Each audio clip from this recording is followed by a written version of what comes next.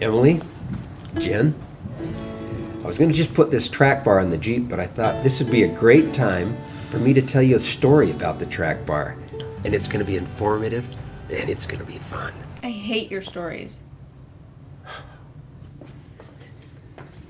You know what makes story time really fun? A campfire. Awkward. What a tool. There we go. All right. You know what? I'm going to kill some lights so we have some nice ambiance. That's not even a real campfire. How's that look? Worst idea ever. I can't see anything.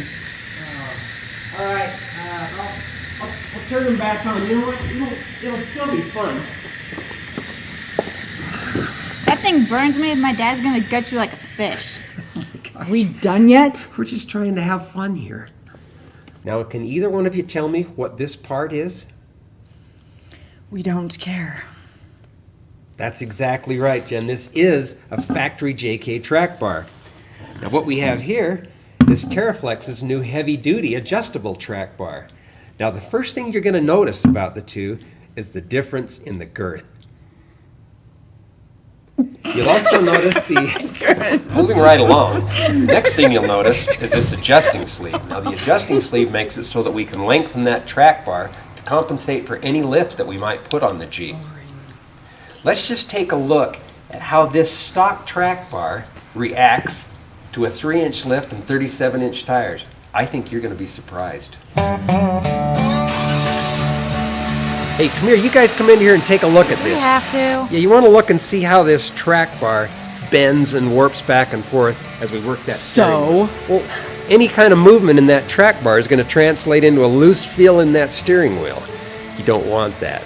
That looseness can also transfer into death wobble. You're so stupid. You're embarrassing yourself. Have you ever had death wobble? That's why I had to say it in my scary voice. All right, there's another thing that'll happen with that track bar. If we look at how that axle is centered under the Jeep, we'll see we've got a problem. Let's take a look at that. Just to give us a little visual of how this tire is centered under the Jeep, let's take a look at this. So that's how far that side of the tire is sticking out from the fender flare on this side. Let's take a look at the other side. Remember, we were right on the edge of that tire. On this side, do the same drill here, and look at that. We've got like 1.5 inches sticking out. The tire sticking out of the flare on this side more. So that axle is actually no longer centered under the Jeep. If we think of say this is the Jeep and here's your axle underneath it, they're shifting like that, and that's what made that tire stick out. So if this is the track bar, here's your Jeep, your track bar is tied to the axle down here. When we lift that Jeep, we think of that as a radius of a circle. As we lift that Jeep up, that axle swings under. So that's why we have to have an adjustable track bar. When we lifted it, now we can lengthen that track bar out and bring the axle back under the Jeep and square things up. Let's get this track bar installed. Before I put it on, I like to do a couple of quick things to it. We're just going to loosen up this turnbuckle and wind it out a couple of turns to make sure it moves easily. It's a lot easier to do it when it's off the Jeep than when it's on. So we'll take an 18 millimeter on one end and a 15 on the other. Just loosen these up a little bit. That should work. Now, as it turns out, it's probably just as easy to do this track bar on the ground as it is putting it up in the air, because we pretty much need to support the axle. Has a captured nut on the axle side. And on the other side, we're going to have to hold the nut on the back of that one.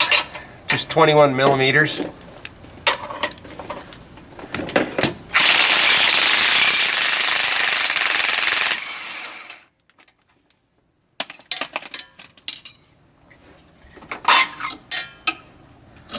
And that was hard. This is really a great visual. We've got the track bar off it. We just wanted to give you an idea of what that track bar's job in life really is. Go ahead, Emily, and just turn that wheel back and forth. You notice how the axle, the tires are hardly even turning at all, but that body is just shifting from side to side.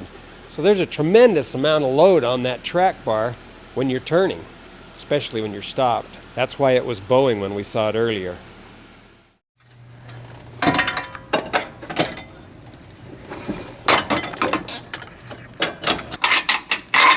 There's really only one way this can go on. You're going to have the bend end to clear the diff on that side.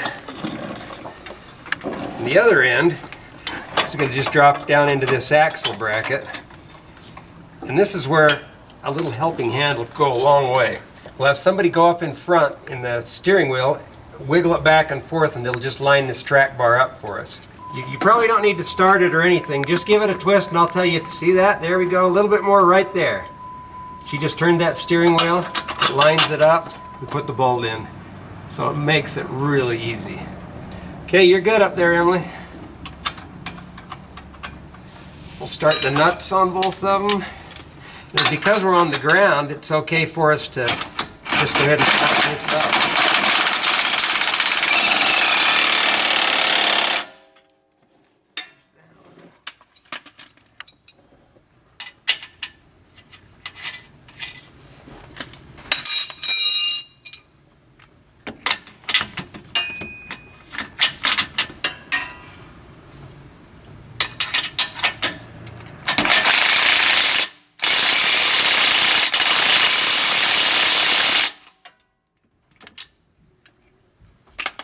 Well, that's pretty much it. All we need to do is adjust it. To do that, this adjusting sleeve, we'll be able to turn it just by hand here with those clamps out of the way. And it's kind of an interesting thing with these. You can turn them and all of a sudden it'll get real easy to turn. When it gets easy to turn, your track bar is pretty much in the neutral position and that axle is going to be really pretty close to being centered. So I'll just turn them until I feel it starting to get hard again.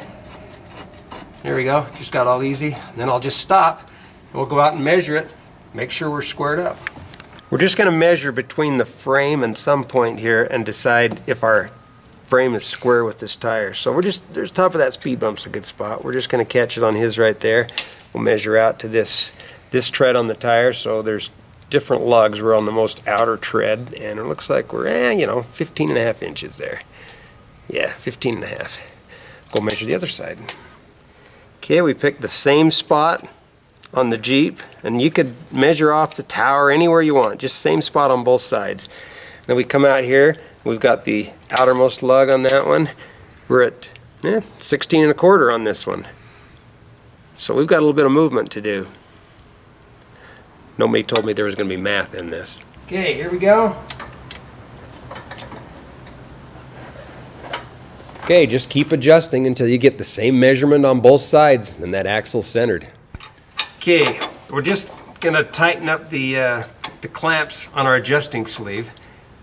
What we do want to make sure is that we don't have these guys positioned so that they'll make contact with the shock. When the axle compresses or goes up, there's going to be some movement here. So just put them up out of the way. They're not going to tag your control arm bracket here. We want to have easy access for our air tools or our electric impact. We'll just tighten them up. One other thing, when you tighten these guys, they have got to be tight. This is a big piece of DOM with a little slit in it because this sleeve needs to be strong so that we don't have any movement in it. But you've got to tighten these things, so just really crush them. Don't be afraid to get all over it. The last step we need to do is to just straighten our steering wheel. It's really a pretty easy process. We just got this turnbuckle here with 15mm nuts on it. What we're going to do is straighten the tires to the rear tires and just get it so it looks like it's going straight down the road. Then we're just going to do a quick preliminary set with this. With somebody watching the steering wheel, just to tell you when it looks like it's pretty level up there. You should get it pretty close. We're just going to go run it down the road, make sure it's straight. If it is straight, we can tighten it up. If not, we'll just tweak a little bit till it is, tighten it up, and that's it. Well, that was a pretty good install, you guys. Why don't you guys come over with me? Let's take a picture just to show kind of like the team that actually did this track bar. Yeah, come over and stand by me. Hey, Emily, you come over?